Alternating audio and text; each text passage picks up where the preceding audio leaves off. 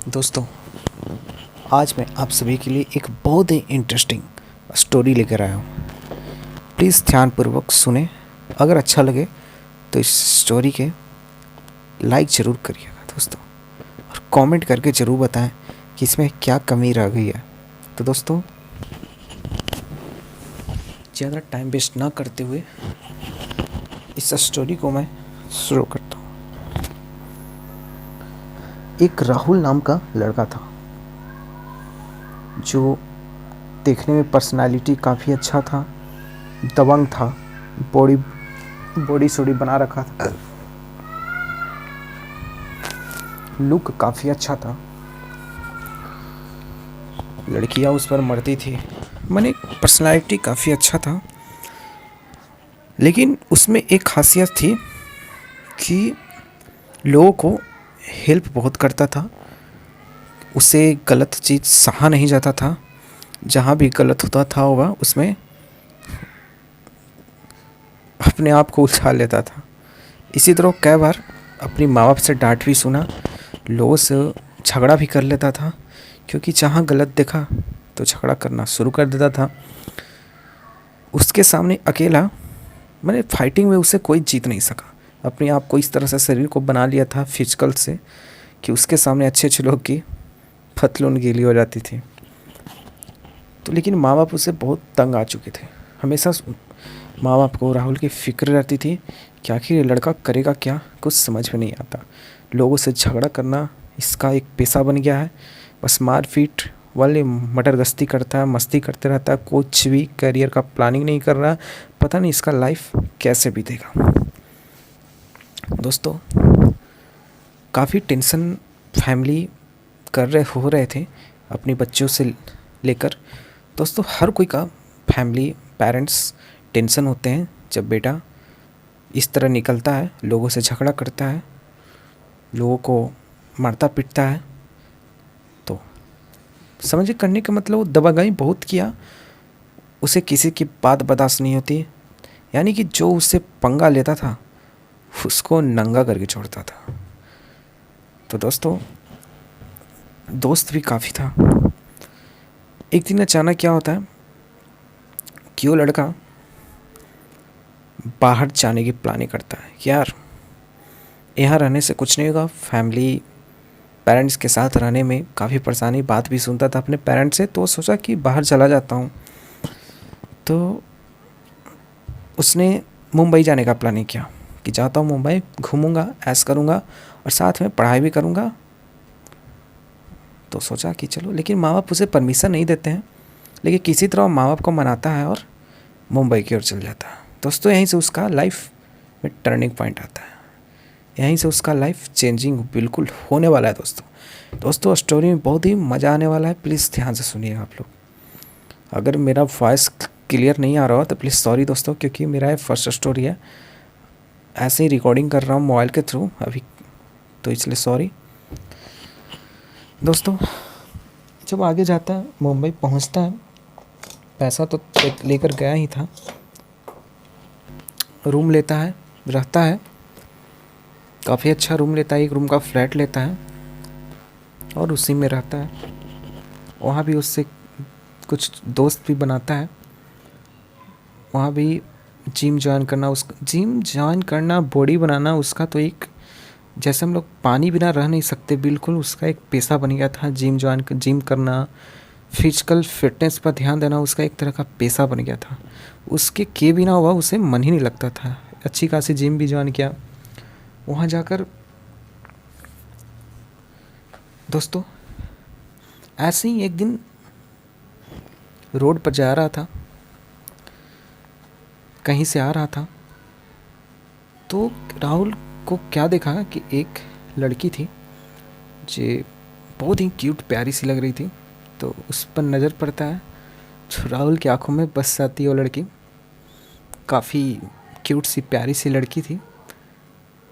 Scooty चला रही थी, स्कूटी से आई हैमलेट पे नहीं और वहाँ से निकल गई। राहुल भी उसका पीछा करता है। तो आगे लड़की भीड़ भीड़ भीड़ में कहाँ खो गई उसे कुछ पता नहीं चलता और वह चला जाता है। राहुल भी हैरान रह जाता कि आखिर खोजने की काफ़ी कोशिश किया, लेकिन वो लड़की कहाँ गुम हो गई भीड़ में पता नहीं चला। दोस्तों फिर क्या होता है कि ऐसे ही निराश थका हुआ, हालांकि वो ऑटो से आ रहा था, तो ऑटो से गया था, उसका पीछा किया था, लेकिन वो पैदल चल देता कि आराम से पैदल मुंबई का नज़ारा देखते हुए रूम की ओर लौट जाऊंगा। हालांकि उसके पास बाइक नहीं था, क्योंकि नया हुआ मुंबई गया था, तो शुरू में बाइक नहीं लिया था। तो क्या होता है, वहाँ पर एक रोड साइड एक दिखता है कि ऐसे ही पैदल रोड पर जा रहा था पाँव गाड़ी से तो क्या होता है कि वो देखता है कि एक उसके पास से कार गुजरी है, उसमें एक लड़की को चीखने की आवाज़ आ रही थी। उसके पास से ही गुजरा, वो चीखने की आवाज़ आ रही है, बचाओ बचाओ बचाओ करके आवाज़ आ रही है। वो बात सुनकर हड़बड़ा जाता, उसे लगा कि अरे उस कार में क्या हो रहा है। तो उसे एक क्षण के लिए लगा कि शायद कोई प्रेग्नेंट औरत जा रही है, लेकिन उसके कानों में हेल्प का भी आवाज़ सुनाई दिया कि हेल्प मी सेव मी। उसका दिमाग खटकता है और उस गाड़ी को पीछा करना शुरू करता है। दोस्तों उस गाड़ी को दौड़ लगाना शुरू करता है, रनिंग करना शुरू करता है, दौड़ते दौड़ते दौड़ते उस गाड़ी की ओर बहुत ही एक्शन हीरो की तरह, जैसे फिल्मों में दिखाता है, बिल्कुल वैसे ही हीरो की तरह उस गाड़ी को पकड़ता है। अचानक उस गाड़ी पर छलांग लगाता है एकदम हीरो की तरह, और आगे वाला जो ग्लास रहता है उसको तोड़कर आगे की ओर बैठ जाता है। गाड़ी भी साइड में रुक जाती है। उस कार में 5-6 लोग थे और एक लड़की। दोस्तों लड़की को काला कपड़ा पहना दिया था, पट्टी बांध दिया था, क्लीन नहीं आ रहा था, काला कपड़ा बांध दिया था। लेकिन जब किसी तरह काला कपड़ा हटता है तो देखता है कि अरे यार ये तो वही लड़की है जिसे हम देखे थे। तो वह जानकर हैरान रह जाता है कि अरे यार ये तो जिसे हमने चाहा था, जो मेरी आंखों में बसी है, ये तो वही लड़की है। तो दोस्तों क्या होता है कि उसके बाद जो 4-5 लोग थे जो उसे किडनैप किया हुआ था, वे बोलता है कि अबे लड़के हीरो बनने की कोशिश मत कर, चुपचाप यहाँ से निकल ले, नहीं तो साला इतना मारूंगा कि तेरी नानी याद आ जाएगी। तो पता हो लड़का क्या कहता है, अबे सालो तू अपनी फिक्र कर, मेरी नानी का टेंशन मत ले। तो इतना ही में उसे एक पंच मारता है। इसी तरह हीरो की तरफ फाइटिंग दोनों में होती है। हीरो अक्सर क्या वह सबको बहुत ही एक्शन से, क्योंकि ऑलरेडी वो फाइटर माइंड था यार, लोगों को ऐसे मारते पिटता था, लड़ाई जगह फाइटिंग, उससे कला बहुत अच्छी तरह से आती थी।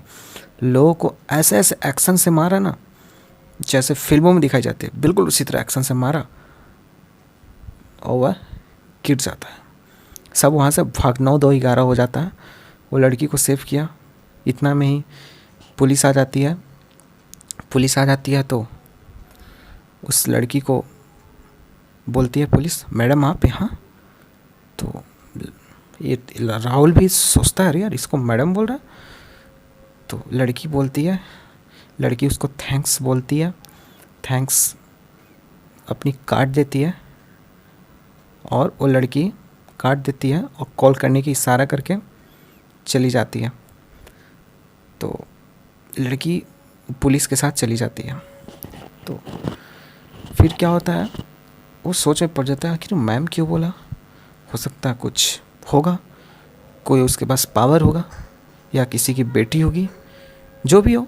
वो सोचता हुआ चल जाता है, वहाँ से ऑटो से चल जाता, अपने घर की ओर चला जाता है। वो कार्ड की ओर देखता है तो सोचता है इस पर नंबर लिखा हुआ था, उसका कार्ड था, कार्ड पर वाले एड्रेस दिया हुआ था, लेकिन नंबर पर वह कॉल करता है तो उस लड़की से बातें होती है।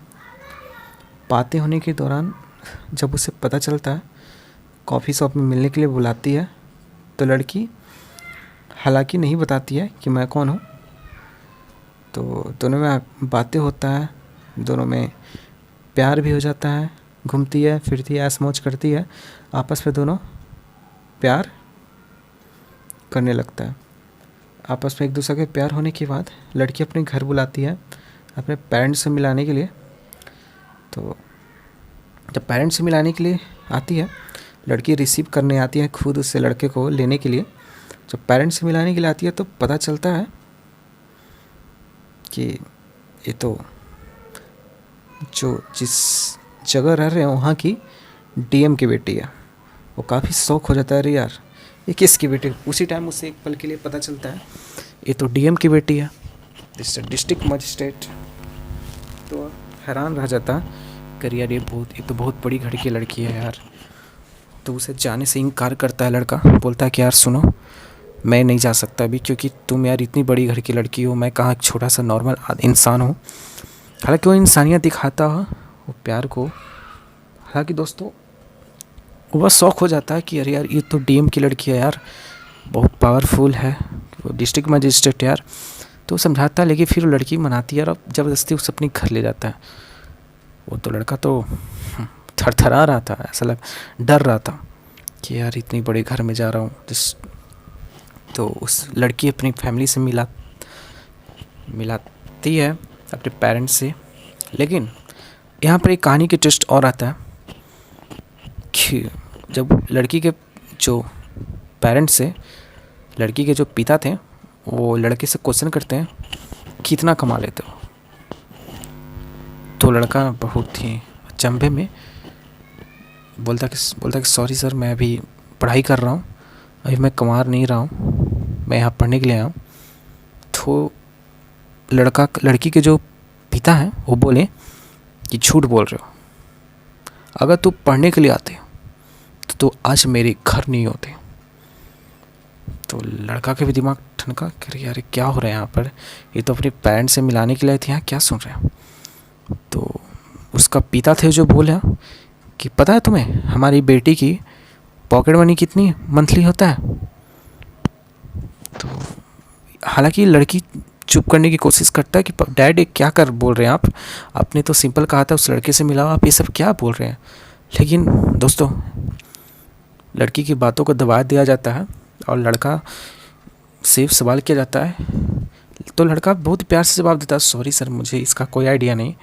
वो अब डरते हुए बोलता है, क्योंकि ऐसा क्वेश्चन ही कर दिए कि पता है तुम क्या करते हो, कितने कमाते हो, मेरी बेटी की पॉकेट मनी पता है कितना है, 2 लाख रुपए मंथली है। मेरी बेटी की पॉकेट मनी 2 लाख रुपए पर मंथ है। हालांकि डीम था जो बहुत बड़ा घर से बिलोंग करता था। तो क्या तुम इसके साथ निभा पाओगे। तो लड़का को भी थोड़ा गुस्सा आता है, लेकिन क्या करे, कंट्रोल, प्यार का मामला है यार, कंट्रोल मजनू, कंट्रोल प्यार का मामला है। तो लड़का फिर सोचता है यार क्या करूँ, कुछ समझ भी नहीं आ रही, ऐसे ऐसे बात कर रहा है मुझसे। फिर भी वो किसी तरह कंट्रोल किया और उसके लड़का के जो पिता थे उन्हें गेट आउट बाहर कर दिया कि तुम्हारी हिम्मत कैसे हुई हमारी बेटी से बात करने की, आइंदा अगर मेरी बेटी से कॉल किया मेरे यहाँ तो तुम्हें अंदर डलवा दूंगा। इस तरह कहकर धक्का मार के बाहर लड़कों को निकाल देता है। तो लड़का जाते जाते वो भी गुस्सा आ जाता है, तो अपनी मुट्ठी को बांधता है और एक पंच जोर से गुस्सा में दीवार पर मारता है, एकदम दीवार पर कस के मारता है। पता है मारने के जैसे ही वो गेट पार करता है दीवार में क्रैक आ जाता है, इतना जोर से गुस्सा। पेरेंट्स की, उसकी लड़की के पेरेंट्स, लड़की, सब नौकर चाकर जो भी थे लोग वहाँ पर थे, सब देख के हैरान हो जाते हैं, अरे यार ये क्या हो गया, ये तो लड़का तो काफ़ी पावरफुल, मतलब अपनी गुस्सा को उस दीवार पर छोड़कर चला गया। एकदम गुस्सा में एकदम निकला बाहर लड़का, ऑटो पकड़ा और चल दिया अपनी घर पर। आके उसी दिन काफ़ी सारा बोतल लेके गया, दारू पिया। डिप्रेशन है यार, डिप्रेशन में लोग क्या से क्या कर जाता है, एकदम शराब पिया, बियर पिया, नशा किया, रात भर ऐसे ही सो गया। उसने मुझे धोखा दिया, आज मैं उसे नहीं छोड़ूंगा। उसने मेरी पावर की बात की, पैसे की, साले तुमसे भी बड़ा आदमी बन के दिखाऊंगा। यही सोचते सोचते रात भर उसे शराब पीता रहा और रात फिर नींद आके सो गया। सुबह उठता है तो देखता फ़ोन की ओर काफ़ी सारी कॉल आई हुई थी उस लड़की को। तो ऐसे ही फिर भी सॉरी सॉरी काफ़ी। तो पता है लड़का क्या करता है, फिर कॉल आया होता बहुत सारा, तो लड़का जवाब देता है उस कॉल का कि तुम मेरा कॉल मत करना, तेरे बाप को मैं औकात दिखाऊंगा कि मेरी औकात क्या है, समझी, तुम मेरा कॉल मत करना। तो क्या होता है कि वो लड़का अब उसका माइंड में एक सेटअप हो गया था दोस्तों, अब किसी तरह से पैसा कमा जाए, वो किसी तरह से पैसा कमा जाए। पैसा कहाँ से आएगा उसे नहीं पता, बस उसे पैसों, क्योंकि उस पैसों की बात यार आज जो भी है, आजकल दुनिया में क्या है दोस्तों, पैसे पर है। जिसके पास पैसा है कुछ भी कर सकता है, जिसका पैसा नहीं है कुछ भी नहीं कर सकता। तो किसी तरह पैसा कमाने की उसे धुन सवार हो गया।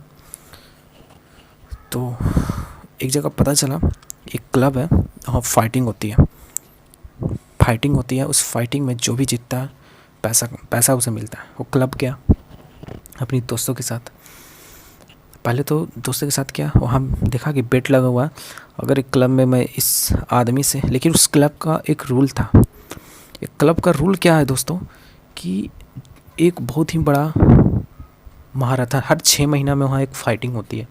तो हर 6 महीना में फ़ाइटिंग होता है, फ़ाइटिंग डेली होती है, लेकिन हर 6 महीना में एक ऐसा फाइटिंग होती है कि जो भी उस व्यक्ति से लड़े, अगर उस व्यक्ति से लड़ने में जीत जाता है, उससे विजेता घोषित किया जाता है और उसे 1.5 लाख रुपए इनाम दिया जाता है, और उस 6 महीने तक उस क्लब का मालिक रहता है। वो जो कहेगा उसको फ्री कॉस्ट खाना मिलेगा, वो क्लब का मालिक वहीं रहेगा दोस्तों। ये उस क्लब का रूल होता है, उस क्लब का हक उस पर रहेगा, उस क्लब को 6 महीने के अंदर वहीं रहेगा। उससे लोग डरेगा क्योंकि वो भाई विजेता है, लड़के जीता है, तो वो जाता है। लेकिन वहाँ बहुत सारी भीड़ पड़ी थी, जोरों से हल्ला हो रहा था, क्योंकि वो 6 महीना का वो दिन था। हर शुक्रवार हर 6 महीना में, जिस दिन 6 महीना में होता था शुक्रवार के दिन था, तो फाइटिंग करता है। फ्राइडे के दिन फाइटिंग होता है, तो दिखता है कि बहुत सारे लोग फाइटिंग करने के लिए हैं। तो जो योद्धा था, और लड़ाई किससे जाता है, जो पिछले 6 महीना में जैसे फाइटिंग किया, जो जीता हुआ पहले वाला रहता है उससे लड़ा जाता है। अगर पहले वाला ही जीत गया तो फिर जैसे वोटिंग कैसे होती है मेरे दोस्त, हर 5 साल बाद वोटिंग होती है ना, और 5 साल सपोज कोई मुख्यमंत्री है, तो अगला 5 साल बाद चुनाव जब हुआ तो फिर अगर जीत जाते हैं तो फिर वही मुख्यमंत्री रह जाते हैं। वही वाला सिस्टम वहाँ पर भी था। तो फिर क्या होता है कि जब फाइटिंग बैठ गया तो पहले तो आराम से देखता है कि आखिर है क्या, साफा लिखा हुआ रहता है 1.5 लाख रुपए इनाम मिलेगा। सोचा कि यार यहाँ तो 1.5 लाख रुपए, यार अब तो मैं पक्का जीत के रहूँगा। तो जाता है, पहले अभी गया नहीं, पहले देख रहा है कि कैसा इसका ताकत को देख रहा है, लोगों फाइट करते हुए देख रहा था। तो उसके सामने 1 सेकंड भी नहीं टिक पा रहा था लोग, उसके साथ 1 सेकंड भी नहीं टिक पा रहा था लोग। जो भी उसे लड़ने के लिए आता, एक पंच मारता, गिर जाता। तो उसे जब विजेता घोषित पूछा गया कि और कोई है जो लड़ना चाहता है इससे, तो कोई नहीं बोला। जब उसे विजेता घोषित किया जाता है, जाने ही वाला होता है, तो ये लड़का एक हीरो की तरह एंट्री करता, बोलता है रुक जाओ, अभी मैं जिंदा हूँ। अभी कौन हूँ मैं? जिंदा हूँ। तो लोग सब उसकी ओर देखने लगते हैं। तो भाई जो लड़ रहा था वो एकदम बॉडी बिल्डर, खूब एकदम बॉडी सोडी तो एकदम मोटा, जैसे WWE फाइटिंग करते हैं बड़े बड़े लोग, वो बिल्कुल मोटे मोटे एकदम बॉडी बिल्डर वैसे था वो, पूरा बड़का। ये तो था हीरो भाई, क्या पतला दुबले लंबे हैंडसम, बिल्कुल वैसे ही था हीरो। तो ये जब जाता है तो क्या होता है, फाइटिंग होती है। फाइटिंग में सबसे फर्स्ट पंच एक खड़ा होता है। पहले तो लोग बोलता है कि यार एक बच्चों का खेल नहीं है, चले जाओ। लोग को यही लगता है कि यार ये तो उसके सामने कुछ भी नहीं है, ये तो ऐसे एक पंच में गिर जाएगा। लेकिन फिर सोचता है कि अच्छा नहीं, लेकिन दोस्तों होनी को कौन डालता है, देखते हैं कौन जीतता है।